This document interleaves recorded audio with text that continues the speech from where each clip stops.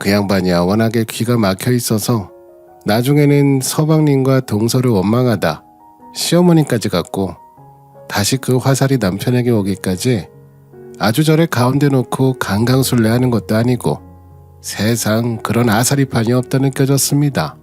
결국 저는요, 멀쩡하게 잘 살던 집까지 다 정리해버리고 그 판에서 내가 빠지겠다 결심했죠. 근데 시작은요, 동서의 임신이었습니다. 그때부터 알아보긴 했어야 했는데 보통 지독한 게 아니에요. 기어이 쌍둥이를 낳았더라고요. 동서 임신과 동시에 모든 관계가 어그러졌고요. 당연히 시댁 분위기도 뒤집혔습니다. 명절날 도착한 시댁 공기부터가 예전과는 사뭇 다르더라고요. 그때도 추석에 모이는 게 동서 출산 전 마지막이라는 말에 선물을 많이 사갔었어요. 그러면서 다 둘러앉아서 과일을 먹는데 분위기가 좀 안 좋다고 느껴졌어요. 특히 시어머니와 동서 사이가 좀 이상했어요. 시어머니는 계속 동서한테 이것저것 해주려고 하고 챙겨주려 했었어요. 근데 동서는 냉랭하게 대답만 간결하게 하거나 그냥 자리를 피했어요. 뭔가 이상한 것 같은데 따로 알고 있는 내용이 없어서 궁금하기만 했어요. 그래서 집에 오는 길에 남편한테 슬쩍 물어봤어요. 시어머니가 동서 눈치 보는 건 나만 느끼는 거야? 당신 혹시 왜 그러는지 알아? 동생네가 결혼한 지 4년 차인데 계속 애가 안 생겼잖아. 그래서 우리 엄마가 잔소리 좀 했지. 아이, 당신도 알잖아 우리 엄마 성격. 우리 아들은 문제 없는데 네가 몸 안 좋은 거 아니냐. 자연으로 안 생기면 시험관이라도 해야지 하면서 뭐라 했었는데 시험관 힘들다잖아. 곧 출산이라고 이것저것 참견하셨는데 동생네가 이번에 엄마한테 뭐라 했나봐. 손주 안 보여줄 거라고 협박해서 지금 엄마가 동생네 눈치 보는 중이지 뭐. 아들 쌍둥이 손주 보고 싶어서. 저희는 결혼하고 1년 뒤에 손주가 생겼거든요. 근데 동선에는 결혼을 늦게 하기도 했고 둘 다 모은 돈 없이 결혼해서 시어머니가 동서를 별로 안 좋아했었어요. 그런데 아이도 안 생기니 명절에도 동서한테 잔소리를 많이 했었거든요. 잘 참는 것 같더니 곧 아이도 태어나고 임신 중이라 더 스트레스를 받았었나 봐요. 그래도 아이 태어나면 다르겠지 생각했어요. 그렇게 동서가 출산을 했다는 연락을 받았어요. 산후조리원은 남편만 들어갈 수 있다 해서 서방님한테 선물만 전달하고 메시지로만 축하한다고 했었어요. 산후조리 끝나고 친정 부모님 댁으로 가서 산후조리를 마주한다고 하더라고요. 그런데 한 달 정도 지나서 동서네가 별거를 한다는 말을 들었어요. 솔직히 아이 낳은 지도 얼마 안 되기도 했고 혼자서 쌍둥이 보는 게 힘들어서 친정집에 오래 있는 건데 그걸 별거라고 하나 생각이 들었어요. 저는 애 하나였는데도 거의 100일을 친정집에서 쉬었어요. 산후조리원에 2주 있다가 바로 아이 보기 힘들 것 같아서 엄마 집에 1, 2주만 더 있으려고 생각했거든요. 하지만 너무 편해서 100일까지 친정집에 있었어요. 그래서 저도 동서가 힘들어서 친정집에 갔나 보다 생각했거든요. 한 100일 정도 지나면 얼굴 볼 수 있겠다 생각했어요. 근데 4개월이 지나도 동서한테 따로 연락이 없었어요. 출산하고 한 달 정도 됐을 때 시어머니가 둘째는 별거 하는 것 같다고 말씀하셨을 때는 한기로 흘렸어요. 그때는 별거보다는 친정부모님 도움받으러 간 것처럼 보였거든요. 하지만 그게 아니었더라고요. 정말 사이가 안 좋았었나 봐요. 요즘 별거 하는 사람들이 많다는 얘긴 들었는데 사이 좋은 동서네가 그럴 줄은 생각도 못했어요. 둘이서도 엄청 잘 지냈거든요. 그런데 시어머니가 계속 쌍둥이들 보고 싶다고 연락하셨나 봐요. 하지만 동서가 안 보여주고 사진이랑 동영상만 띡 보냈나 봐요. 이번에 시어머니 댁에 가니 화가 많이 나셨더라고요. 저한테 동서 욕만 거의 1시간가량 하신 것 같아요. 아니 네가 생각해도 이건 말이 안 되는 상황 아니니? 손주 낳은 지 4개월이나 됐는데 심히 내가 쌍둥이 얼굴을 못 본 게 말이나 되니? 내가 임신했을 때 너무 모라한 것 같아서 그냥 두고 보려고 했는데 도저히 안 되겠다. 계속 오냐오냐 해주니까 더 말을 안 듣는 것 같아. 시어머니도 아들 둘을 키우던 사람이다 보니 호락호락한 성격은 아니었거든요. 본인이 생각했을 때 말이 안 되는 상황이라고 생각하면 집요하게 파고드는 성격이세요. 그래서 이번 기회에 동서를 길들여야겠다고 말씀하시는데 걱정도 많이 됐어요. 사실 동서도 만만치 않다고 느꼈거든요. 저한테만 피해만 오지 않는다면 하는 마음으로 지켜봤어요. 동서한테 매일같이 전화해서 잔소리하셨나봐요. 처음에는 시어머니 전화를 받아주던 동서도 하루 이틀 시어머니 전화를 안 받기 시작했어요. 그랬더니 시어머니가 서방님한테 전화해서 뭐라 하시더라고요. 옆에서 보는데 서방님은 시어머니와 동서 사이에서 박이 터지더라고요. 그러면서 동서가 시어머니 못 막으면 이혼하겠다고 폭탄 선언을 했어요. 시어머니도 동서 행동에 괘씸했다 생각했는지 당장 이혼하라고 하셨나봐요. 그런데 갑자기 남편 본인이 중재를 해야겠다고 하더라고요. 제가 누누이 우리는 괜히 나서지 말자고 얘기했었어요. 시어머니랑 동서 둘 다 호락호락한 성격이 아닌데 괜히 우리가 사이에 끼면 새우등 터지는 건 우리라고 얘기했거든요. 하지만 남편은 무슨 생각인지 갑자기 본인이 나선다고 해서 저는 가만히 좀 있으라고 했어요. 무슨 소리야? 당신이 왜 나서? 그리고 동서네랑 시어머니 일인데 당신이 껴서 뭐 하려고? 부부 사이의 일에 나서는 거 아니야. 그리고 괜히 그 사이에 껴서 불똥 튀지 말고 그냥 가만히 있어. 나랑 시어머니 사이에선 쥐 죽은 듯 가만히 있었으면서 왜 갑자기 안 하던 짓을 하려고 그래? 그쪽은 신경 끄라고. 제가 계속 가만히 있으라고 했는데 남편이 제 말은 귀등으로도 안 듣더라고요. 그래서 어떻게 해결하나 봤더니 동서가 좋아하는 갈비랑 백화점 과일들, 거기에 쌍둥이들 선물을 사왔어요.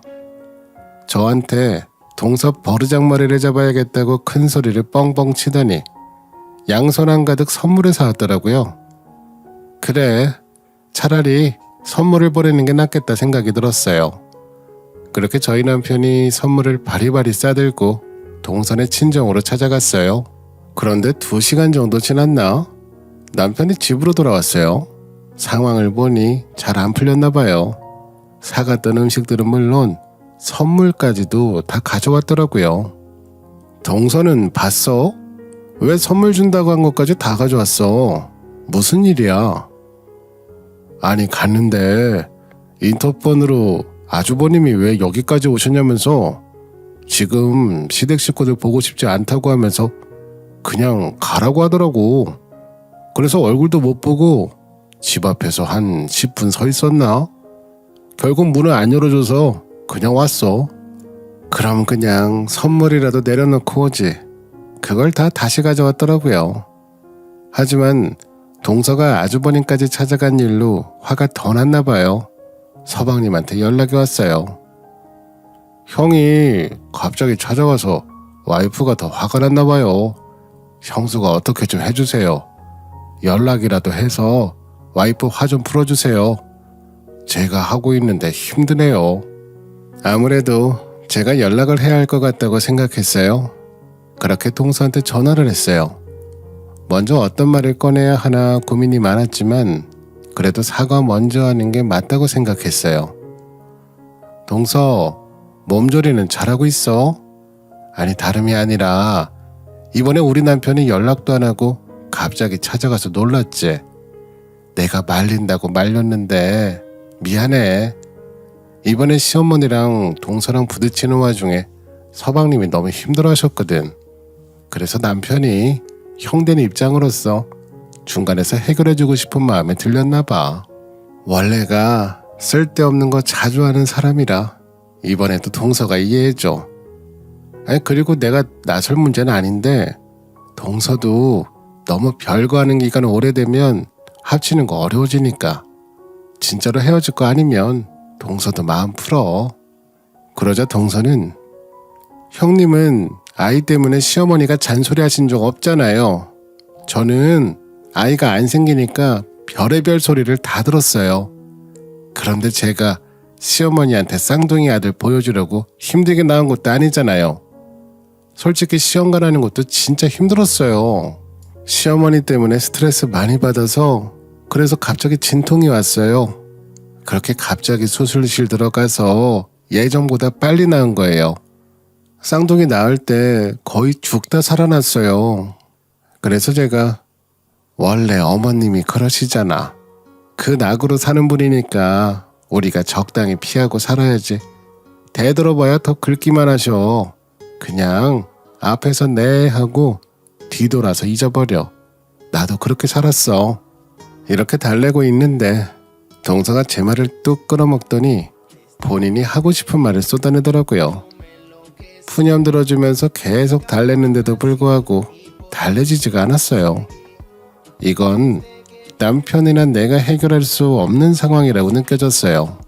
그리고 나서 동서한테 따로 연락도 안 하고 지내고 있었는데 시어머니가 집으로 오라고 하시더라고요. 어머님, 무슨 일 있으세요? 갑자기 오라고 하셔서 놀랐어요. 다름이 아니라 내가 이번에 작은 애랑 얘기를 해보니까 다른 것보다 집이 좁아서 불만이라고 하더라.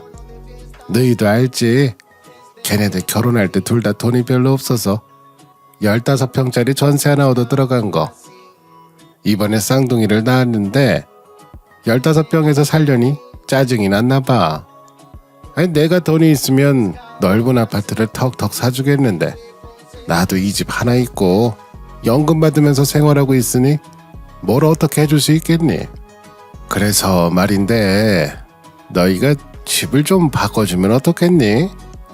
내가 될 수 있으면 우리 집을 바꿔주거나 나랑 같이 살자고 하니까 절대 안 된다고 난리를 치더라. 그리고 우리 집은 명절에 너희들이 와야 하기도 하고 이런저런 생각을 해보니 내 집을 걔들한테 주거나 하는 것보다는 너희가 바꿔주는 게 좋은 것 같다는 생각이 들어서 우리 집은 30평인데 너희는 35평이잖니. 거기다 애도 둘이나 있으니 점점 집이 좁아질 텐데 너희는 애가 한 명이니까 15평 정도면 괜찮잖아. 너희 집은 사람이 3명밖에 없는데 35평은 너무 넓잖아. 계속은 아니더라도 당분간만이라도 저는 듣자마자 당연히 싫다고 말씀드렸죠. 고민해야 할 가치도 없는 일이라 즉각 말씀드리자 어머님이 부연 설명을 하시는데 그게 더 기가 막혔어요. 작은 애가 먼저 얘기한 거야. 형님네랑 집 바꾸고 싶다 하더라. 나도 처음에는 말도 안 된다고 생각했는데 곰곰이 생각해보니 괜찮은 것 같다는 생각이 들더라. 너도 너무 부정적으로 생각하지 말고 한번 곰곰이 생각해봐라. 너희는 애가 다 컸으니까 15평으로도 충분해. 그리고 서류상으로는 그대로니까 그냥 사는 것만 잠시 바꾼다 생각하고 너희가 좀 양보 좀 해줘라. 형제 좋은 게 뭐니? 제가 계속 안 된다고 말씀드렸는데도 불구하고 시어머니는 듣지도 않고 둘째네가 너무 힘들다니까 하면서 저를 설득하려고 하셨어요. 아무래도 동선에는 본인 말을 안 듣기도 하니 아무래도 저를 구워 삼는 게 더 편하다고 생각하셨나 봐요. 시어머니께는 절대 안 된다고 못 박으면서 자리를 박차고 나왔어요. 너무 말도 안 되는 상황이라 남편도 나랑 같은 마음일 거라고 생각했어요. 근데 남편은 아니었나 봐요. 시어머니한테 더 이상 말씀하지 말라고 못 박았는데 남편이 얘기를 꺼내더라고요. 근데 우리 셋이 살기에 15평 괜찮지 않아? 엄마 말대로 우리는 밖에 있는 시간도 많고 사실 집에서 그냥 잠만 자는 경우도 많잖아. 승호도 밖에서 친구들 만나랴, 학원 다니랴, 집에 없는 시간도 많고 나는 괜찮은 생각 같은데. 그때부터 시작이었죠. 그날부터 제가 머리털이 한 움큼씩 빠지면서 얼마나 스트레스를 받았던지 저는 항상 제 집을 갖고 싶었어요. 그래서 사회생활을 시작하면서 저축도 많이 했었어요. 물론 저희 부모님이 도와주신 돈도 있었지만 그렇게 모은 돈으로 집을 산 후에 남편이랑 연애를 하면서 제 집이 신혼집이 되었어요. 남편은 버는 쪽쪽 시댁에 다 가져다 준 상황이라 적지 않은 나이였음에도 불구하고 모은 게 별로 없었어요. 본인이 돈 한 푼 안 낸 집인데 어떻게 시어머니랑 남편 둘이서 내 집을 가지고 동서네랑 바꾸라고 말할 수가 있나 싶었어요. 시어머니보다 남편이 더 문제였어요. 며칠 잠잠하더니 갑자기 아들한테 이사 가는 건 어떠냐면서 떠보더라고요. 아들이 저랑 가기 싫다고 얘기하는데도 불구하고 계속 얘기를 하더라고요. 보다 못한 제가 화가 나서 남편한테 그만 얘기하라면서 소리를 질렀어요. 근데 제가 없을 때 아들한테 계속 얘기하면서 애를 설득했나 봐요. 하루는 아들이 저한테 물어보더라고요. 엄마, 우리 거기로 이사 언제 가? 거기 가면 조금 작은 집이 될 수도 있는데 더 좋은 집이라며 어떻게 생겼어? 그리고 거기 가면 진짜 학원 안 다녀도 돼? 아들을 앞세워서 저를 설득하려고 하는 모습이 정말 기가 찼어요. 제가 아들한테 약한 것을 아니 일부러 아들한테 그런 얘기를 한 거겠죠. 이렇게까지 해서 우리 집을 주고 싶은 건가 라는 생각이 들었어요.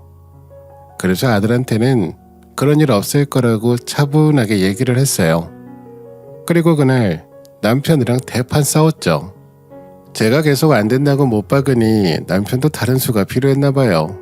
저한테는 바람 쐬러 다녀온다 나가서는 3시간이 넘도록 들어오지 않았어요. 알고 봤더니 시어머님 댁에 다녀왔더라고요.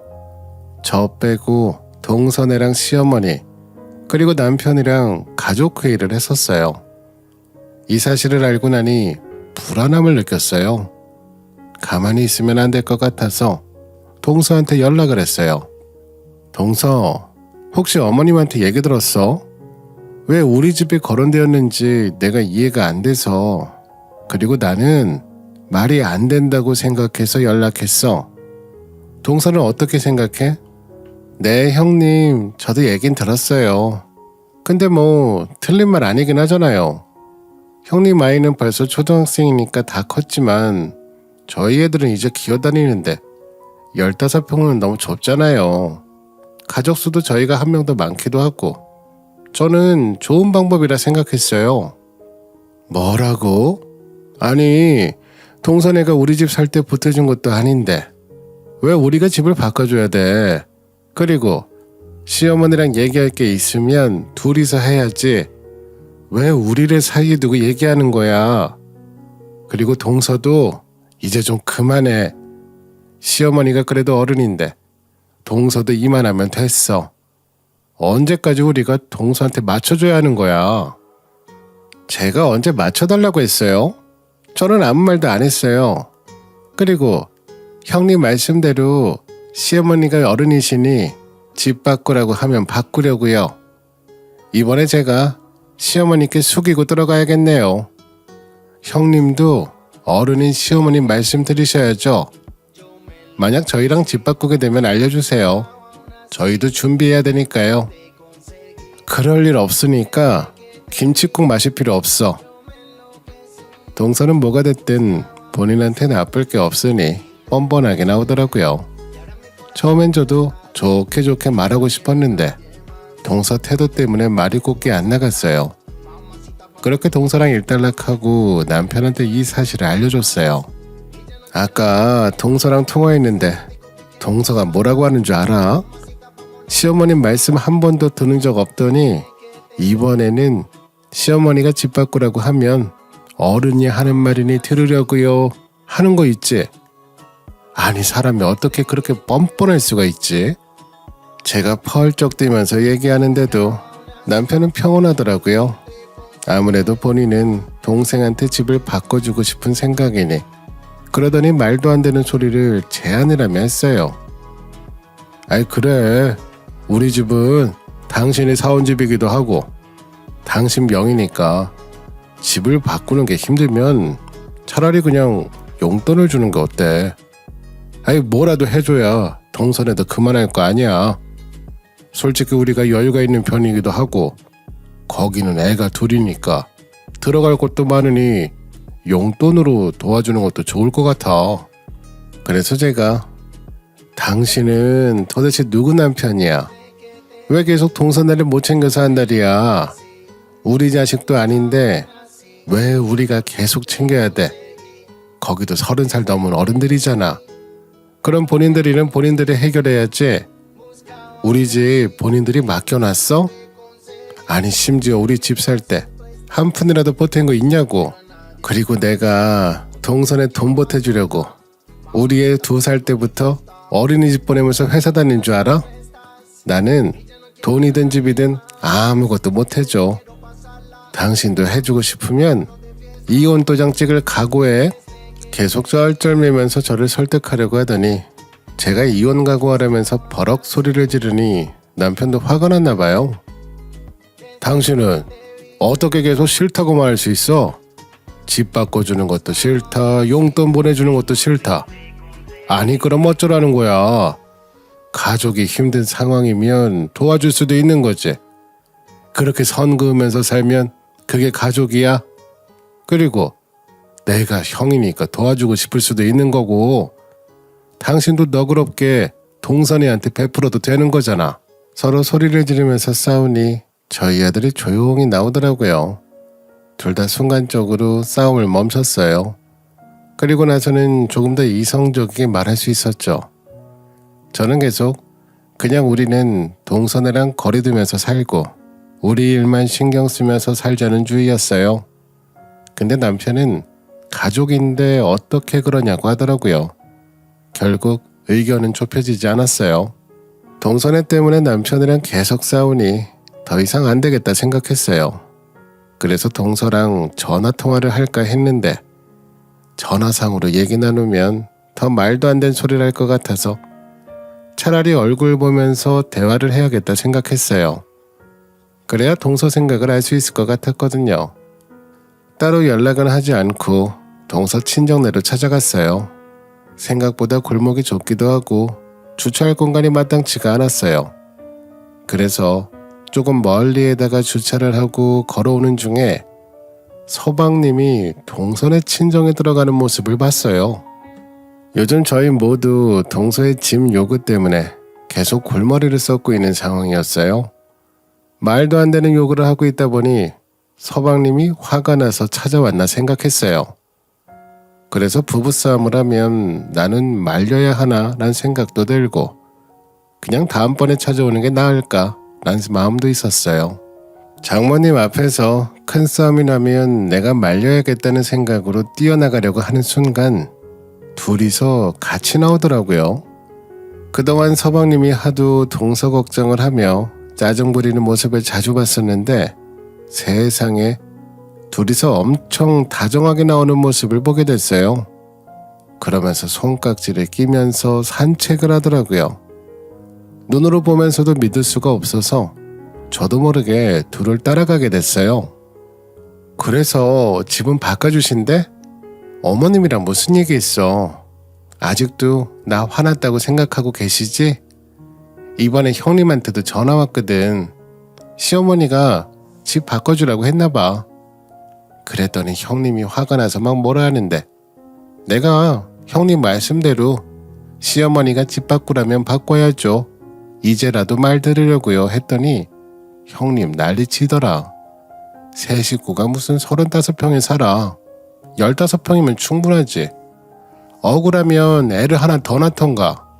쌍둥이 낳느냐고 얼마나 힘들었는데.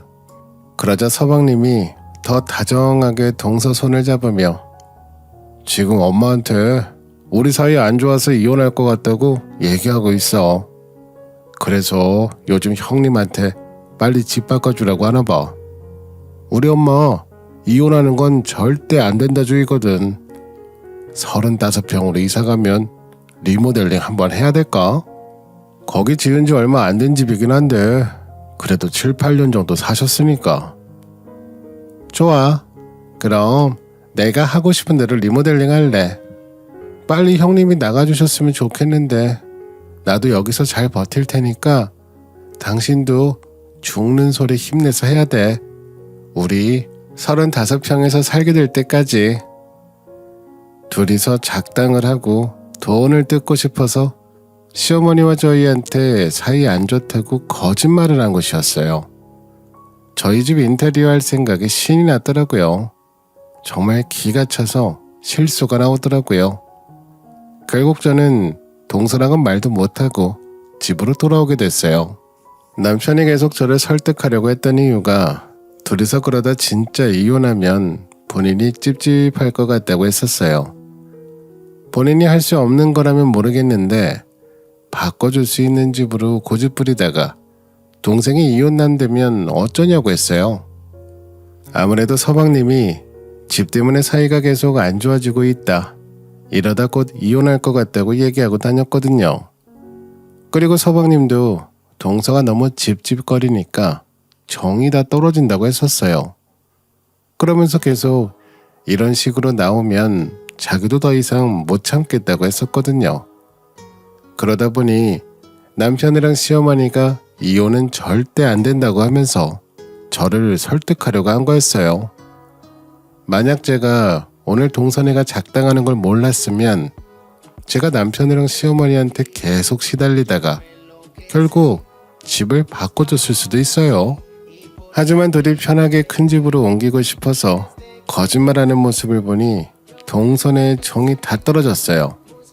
남편한테도 이 사실을 알려줘야겠다고 생각하고 얘기했어요. 아까 동서랑 얘기 좀 하고 싶어서 동서 친정에 다녀왔는데 서방님이 오셨더라.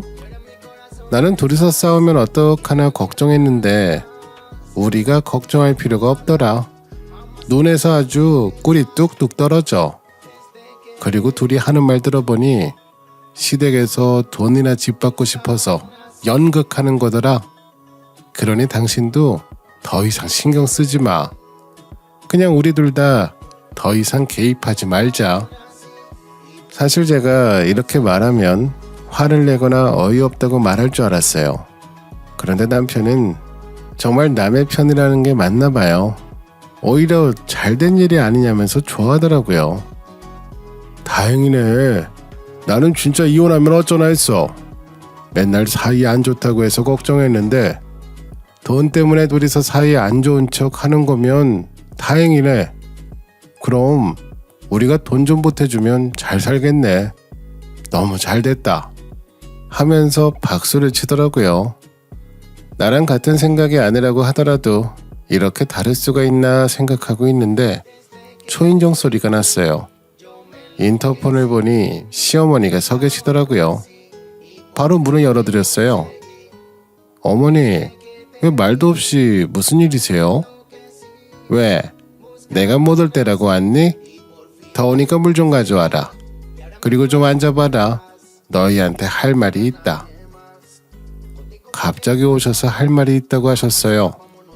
예전에 제가 집 얘기하지 말라고 한 뒤로는 한 번도 하신 적 없었거든요. 그런데 이제는 집이 아닌 다른 곳으로 바뀌었더라고요. 예, 너희는 잘 사는데 왜 이렇게 가족한테 인색하니? 동서한테 잘해야 다 너한테 가는 거야. 그리고 가족 좋은 게 뭐니? 힘들 때 도와주고 그러는 거지. 너희는 매달 200만 원 정도 적금도 하고 있다며? 200만 원 다 동선이한테 보내라는 말도 안 한다. 100만 원이나. 그게 너무 많으면 50, 60만 원 정도라도 좀 보내줘라. 아니면 차나 한 대 뽑아주던지. 애가 둘이나 있으니 움직이는 것도 힘들지 않니? 솔직히 나는 집을 바꿔줬으면 하는데. 결국 동선애한테 뭐라도 해줘라라는 말을 하러 오신 거였어요. 그런데 마지막 말을 흐리시면서 저를 슬쩍 쳐다보시더라고요.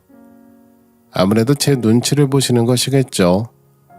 그런데 제 표정이 일그러지는 게 눈에 보이셨나 봐요. 아휴, 표정 풀어라. 집 바꿨으면 하는데 네가 너무 싫어하니까 내가 말도 안 하고 있잖니. 집이 힘들면 용돈이나 차 큰 거 하나 좀 사줘라.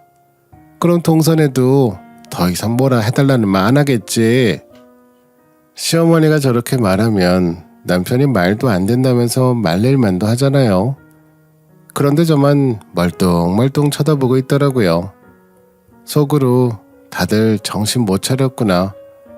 여기서 정상은 나밖에 없나? 라고 생각했어요. 어머니, 저희가 왜 동선애한테 돈을 해줘야 되는 거예요? 동선애가 돈이 필요하면 둘이서 알아서 해야죠. 어머님도 더 이상 신경 쓰지 마세요. 둘이 사이 안 좋은 것도 아니에요. 그냥 꽁돈 한번 벌어보고 싶어서 작당하는 거예요. 그러니까 더 이상 신경 쓰지 마세요. 그래도 애가 둘이나 있는데 어떻게 신경을 안 쓰니? 너희는 맞벌이지만 작은 애는 왜 버리잖아. 그리고 너희가 벌이가 훨씬 좋으니까 좀 도와달라는 거지. 가족끼리 얼굴 붉히면 불편하기만 하잖아. 말도 안 통하고 더 이상 같이 있으면 제가 못할 말도 막 쏟아낼 거라는 생각이 들었어요. 그리고 남편은 보는 일이 아니라는 듯이 쳐다보고 있는 모습도 꼴보기 싫었어요. 그래서 우선 이 자리를 벗어나자라는 마음이 들었어요. 그렇게 저는 핸드폰과 지갑만 챙겨서 집에서 나왔어요. 막 거리를 걷고 있는데 남편한테 전화가 왔어요. 생각해보니 나한테 미안해서 사과하려고 연락한 줄 알았어요. 받을까 말까 고민하다가 결국 받았고, 그런데 생각과는 다른 말을 내뱉더라고요. 아니, 엄마가 말하고 있는 도중에 그렇게 나가버리면 어떡해. 지금 당신 재수 씨 따라하는 거요? 재수 씨는 당신보다 어리기라도 하지. 나이 들어서 그러면 추해. 그런 건 배우지 마. 당신은 나이가 몇인데 그런 걸 따라하냐? 나이값 좀 해. 그래서 제가 동선에는 작당하느라 별거 했는데 당신은 나랑 이혼하고 싶어? 나는 별거 같은 거 안 해.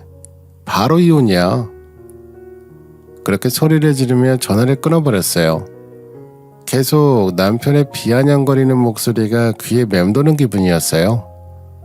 처음에 저희 집을 탐냈을 때는 설마 진짜 그렇게 되겠어? 사람이라면 양심이 있겠지란 생각을 했는데 가족 모두가 이렇게 양심이 없을 거라고는 꿈에도 몰랐네요. 한참을 걷다 보니 조금 마음이 가라앉아서 집에 다시 들어왔어요. 그런데 가셨을 줄 알았던 시어머니랑 서방님이 저희 집 안방에서 어떻게 인테리어를 하는 게 좋은지 얘기하는 소리를 들었어요. 그런데 제가 안방 쪽으로 가니 하던 얘기를 멈추더라고요. 그리고 서방님은 제 얼굴을 보자마자 맡긴 물건 찾듯이 재촉했어요. 형수님, 저희 이혼한다고 싶지 않아요. 저희 집 와보셔서 아시잖아요. 15평인데 확장형으로 잘 나와서 좁지도 않아요. 그리고 승호도 다 커서 굳이 집 큰 거 필요 없어요. 그러면서 시어머니와 서방님 둘 다 집에서 갈 생각을 안 하더라고요. 도저히 안 되겠다 생각을 해서 제가 한마디 했어요. 이렇게까지 나오시니 저도 진지하게 생각해 볼게요. 우선 오늘은 각자 집에 가서 일 보세요. 같이 있으면 신경 쓰여서 생각을 못 할 것 같거든요. 제가 갑자기 생각해 본다고 하니 시어머니랑 서방님 그리고 남편까지 얼굴에 화색이 돌았어요. 그 모습을 보니 어이가 없었어요. 하지만 제가 생각해 본다고 했던 것은 이혼이었어요. 남편한테는 생각 좀 정리하고 오겠다고 하면서 나왔어요. 그 길로 바로 부동산에 갔어요. 요즘 저희 아파트 시세를 물어보면서 팔리는데 얼마나 걸리냐고 물어봤어요. 이번에 급매를 원하는 분이 계셨다고 하면서 대략적인 가격을 알려주셨어요. 제가 구입한 가격보다 2배 정도 높기도 했었고 저는 빨리 팔고 싶은 마음이 컸거든요. 그분은 빨리 사야 하는 처지여서 부동산 연락을 받으신 후 바로 계약하고 싶다고 오셨어요. 안녕하세요. 부동산에서 급매가 나왔다고 해서 왔어요. 사실 저희가 급하게 이사할 곳이 필요하거든요. 혹시 1, 2주 뒤에 이사 가능할까요? 생각보다 준비할 시간이 없겠다고 느껴졌어요. 그런데 이사업체만 구하면 문제될 것이 없다 생각해서 계약 진행하자고 말씀드렸어요. 한시라도 집을 팔아버려야 집 바꾸라는 말을 안 들을 것 같았거든요. 그리고 저랑 아이는 근처 친정집에서 회사나 학교를 다니면 되니 큰 문제는 없을 것 같아서 바로 계약을 진행했어요. 사인을 하고 난 뒤 다 같이 저희 집을 보러 갔어요. 부동산 중개인이랑 다른 사람들이랑 함께 집에 들어오니 남편이 당황하더라고요. 세 식구밖에 안 살기도 했고 신축 아파트에 저희가 처음 들어와서 살았거든요. 그리고 집주인인 저희만 살았던 집이라 집도 전체적으로 깨끗한 편이었어요. 그렇게 부동산 중개인과 이사 오실 분들이 나가고 나니 남편이 이게 무슨 일이냐고 물어봤어요. 그래서 제가 천연덕스럽게 얘기했죠. 내가 저번에 계속 집 바꿔달라고 말하면서 이혼 각오하라고 했잖아. 우리 집 팔렸어. 나도 이렇게 빨리 집 팔린 적 처음인 것 같아. 타이밍 이렇게 맞는 거 봐서는 당신이랑 나랑도 이혼할 운명인가 봐. 솔직히 내가 번 돈으로 집 사와서 당신한테 하나도 안 줘도 되는데 당신하고 당신 가족들은 대체 무슨 용기로 나를 들쑤신 거야. 그렇게 말하고 제 짐이랑 아이 짐을 챙겨서 친정집으로 갔어요. 갑자기 연락도 안 하고 제가 친정으로 오니 놀라셨어요. 그래서 제가 여태까지 일을 말씀드렸어요. 제가 저희 아이 낳고 나서 손주한테 안 좋다면서 저희 아빠가 담배를 끊으셨거든요. 제가 하는 말을 들으시더니 답답하셨나 봐요. 조용히 나가서 담배 피시더라고요. 엄마는 아주 도둑놈 신부라고 하면서 화를 내셨어요. 그렇게 집 팔고 편하게 친정집에서 쉬면서 이혼을 진행했어요. 사실 합의로 진행하려고 했는데 남편이 자기가 왜 이혼당해야 하냐고 하더라고요. 더 이상 남편이랑 말도 섞고 싶지 않아서 변호사 상담받아서 소송으로 진행했어요. 저희가 동선의 집 문제 때문에 이혼한다는 말이 동선의 귀에도 들어갔나 봐요. 저희가 본인들처럼 이혼하는 신용인 줄 알고 처음에는 관심도 없다가 상황이 이상하게 흘러가니 안 되겠다고 생각했었나 봐요. 저한테 전화를 했었어요. 동선 목소리도 듣고 싶지 않아서 연락을 차단했어요.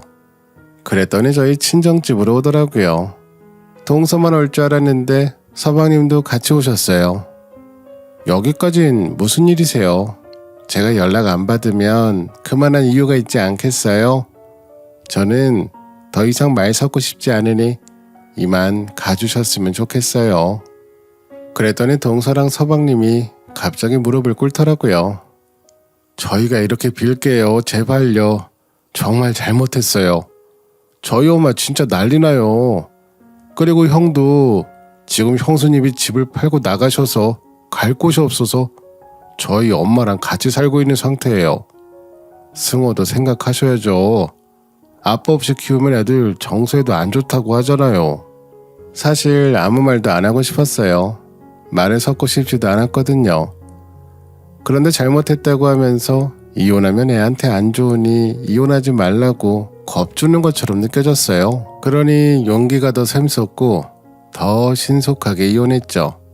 몇 번 남편한테 다시 생각해달라는 연락이 왔었어요. 하루는 사과를 했다가 하루는 화를 냈다가 난리도 난리더라고요. 하지만 저희는 약 5개월 뒤에 이혼하게 됐어요. 이혼 안 한다고 난리치던 남편도 막상 변호사가 연락을 하니 무서웠나 봐요. 순순히 합의하겠다고 했어요. 사실 시어머니가 제일 무서워하던 게 자식들이 이혼하는 거였어요. 이 동네에 아는 사람들이 많이 있었거든요. 애들이 어릴 때부터 자리 잡았던 곳이라 알고 있는 사람도 정말 많았어요. 근데 보낸 자식이 이혼난 됐다고 소문이 나면 다들 수군거릴 테니 절대 이혼은 안 된다고 얘기하신 분이었어요.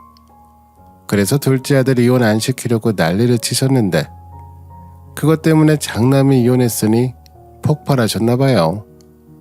동서를 쥐잡듯 잡으셨다고 해요. 제 친구가 우연히 마트에서 저희 시어머니랑 동서를 봤다고 하더라고요.